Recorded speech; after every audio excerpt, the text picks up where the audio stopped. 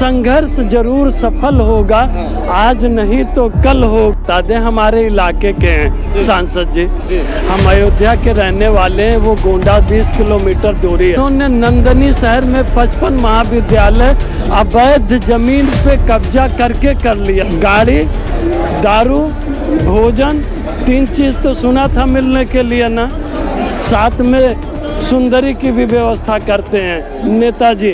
जो विनेश फोगाट ने 1000 बच्चियों के शोषण की बात की है, वो 100 में से 100% सही है। देखो, ऐसा है कि सरकार से उम्मीद करना तो बेईमानी है। अगर सरकार को करना होता तो पास्को एक्ट में जो है हुआ है उसको अब तक बंद कर दे, जिसमें 24 घंटे के अंदर गिरफ्तारी होनी चाहिए थी।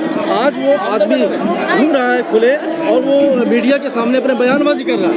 उसके पीछे का कारण आपको हम बता दें, हमारे इलाके के हैं सांसद जी, हम अयोध्या के रहने वाले हैं। वो गोंडा 20 किलोमीटर दूरी है। इनको हेलीकॉप्टर वाले नेता बोलते हैं। इनकी खुद का हेलीकॉप्टर है, खुद का सेल्फ का हेलीकॉप्टर है। और इन्होंने नंदनी शहर में 55 महाविद्यालय अवैध जमीन पे कब्जा करके कर लिया है। बड़ा आरोप आप लगा रहे हैं। नहीं, आरोप नहीं, सच है। किसी को आप जाकर देख ले नंदनी शहर। और 38 आरोप इनके ऊपर सिद्ध हो गए हैं, लगे हुए हैं, जिसका बैनर पोस्टर यहाँ पे मैं वो जो इलाके में जो जमीन आई, कोई मुआवजा नहीं लिया है, वो सबने दे दिया हाथ जोड़ के, डर से दे दिया। और इन्होंने मर्डर की बात खुद टेलीविजन चैनल पे कबूली है।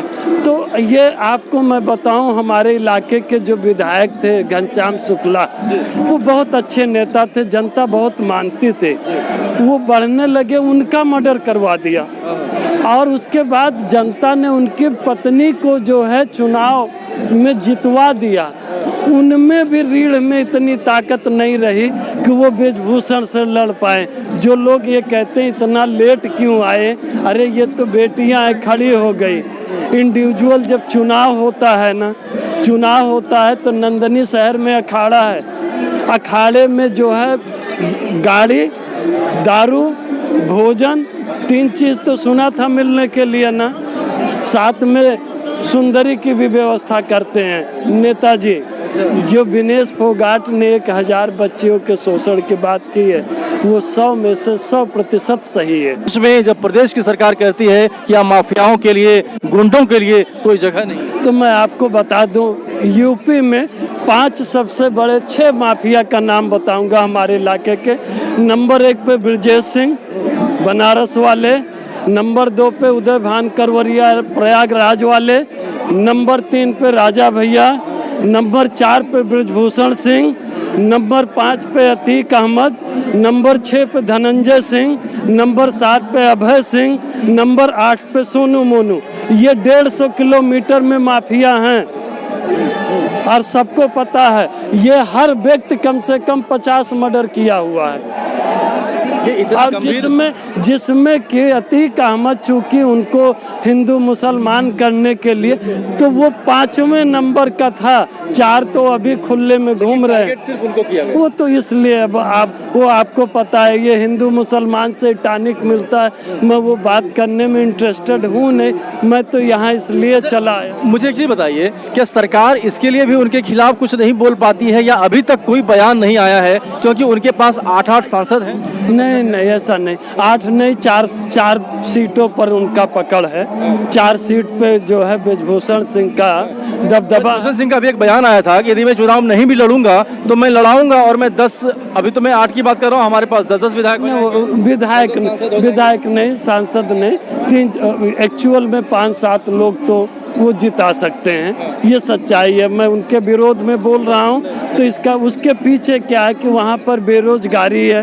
वो लोग 100-100, 200-200 रुपए में, हमारे पूर्वांचल के लोग दिन भर उन्हीं के साथ जो है स्कॉर्पियो में चरण वंदना करते रहते हैं, और जिसकी वजह से उनकी नेतागिरी चल रही है। अयोध्या भी वो पहुंचे हैं और बहुत बाहुबली के हिसाब से बहुत, वो बाहुबली नहीं, वो बाहुबली ही है। वो जब भी निकलते हैं तो ऐसे निकलते हैं। आज आप उनको ट्रैक कर रहे हैं। वो जब घर से निकलते हैं तो हेलीकॉप्टर से निकलते हैं, और नहीं निकलते हैं तो 55 स्कॉर्पियो जो फॉर्च्यूनर 55 फॉर्च्यूनर गाड़ियों के साथ निकलते हैं। तो सर ऐसे में क्या इंसाफ की उम्मीद लगाई जा सकती है? फिर इंसाफ कैसे मिलेगा? नहीं, इंसाफ का तो ये है ना कि सबसे बड़ा ताकत किस में है जानते हो? शरीफ आदमी में।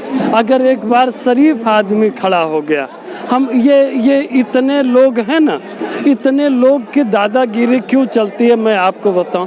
ये मैं ब्राह्मण हूँ, मैं इसलिए बोल पा रहा हूँ। ये इतने लोगों में से ये किसी ब्राह्मण को नहीं टारगेट करते हैं। क्यों नहीं टारगेट करते? क्योंकि ये पता है कि ये पीछे घुस जाएगा। ये ईमानदार शरीफ लोग हैं। एक शरीफ जब कभी भी सड़क पे आ गया तो उससे ज़्यादा बड़ा शक्तिशाली कोई दूसरा नहीं होता। इतनी बड़ी सत्ता थी, विश्व गुरु थे, किसान सड़क पर आ गए। रिजल्ट आपने देखा ना, मैं आपको इसका रिजल्ट बता देता हूँ। पास्को एक्ट में ये 100 जूता भी खाएंगे, 100 प्याज भी खाएंगे, ये उसको बंद भी करेंगे और ये जो है बेइज्जत भी होंगे। तो क्या ये माना जाए कि देर ही सही लेकिन ये गिरफ्तारी जरूर होगी? गिरफ्तारी तो तय है, क्योंकि शरीफ से बड़ा दूसरा दुनिया में कोई बदमाश हुआ ही नहीं। और जब हम शरीफ लोग आ गए तो ओबियस है कि उनको जाना तय है। लेकिन ये भी एक बड़ी बात है। और मैं आपको बताऊं कि ये जितना लेट कर रहे हैं, अगर इस सरकार में कोई जरा सा भी सलाह देने वाला होता तो उसको बंद करता और चार्जशीट में घोला घाटी कर देता और ये केस भी खत्म हो जाता और उनको बचा भी लेता। चूंकि अहंकारी व्यक्ति हैं, रावण के मुद्रा में है, अब आसमान के ऊपर खड़े होकर थूक रहे हैं। इसी का रिजल्ट 13 तारीख को आप देखोगे। कर्नाटका में ये 40 सीट से नीचे पा रहे हैं। ये 40 सीट दावे तो कर रहे हैं कि वो ये सेब रखना, 40 के नीचे आएंगे और जिस दिन आएंगे तो ये वाला पोर्शन आप रिट्वीट कर देना। जी बिल्कुल सर, लेकिन सबसे बड़ा सवाल ये है कि आखिर यदि इतनी लेट और इतने यदि इस तरीके से लोगों को इंसाफ मिलने शुरू हो जाए तो फिर आम लोग कहाँ जाएंगे? देखो ऐसा, ये तो खास लोग हैं। ऐसा है हमारे देश में। एक चीज आपको बता दूं, कोई झूठ बोलोगे तो 1 महीने बाद जो है सच पता लग जाएगा। झूठ को बहुत लंबा चलाना हो तो धर्म जोड़ दो। तो इन्होंने उस झूठ को जोड़ने के लिए धर्म को जोड़ दिया है। लोगों को बरगला रहे हैं, लेकिन काट की हाड़ी बहुत बार नहीं चलती है। अंत होगा, थोड़ा बहुत ही संघर्ष जरूर सफल होगा। आज नहीं तो कल होगा। सूरज जैसा बनना है तो सूरज जितना तपना होगा, और नदियों जैसा आदर पाना है तो पर्वत छोड़ निकलना होगा। तुम आदम के बेटे हो, क्यों कहते हो राह सरल होगा। संघर्ष जरूर सफल होगा, आज नहीं तो कल होगा।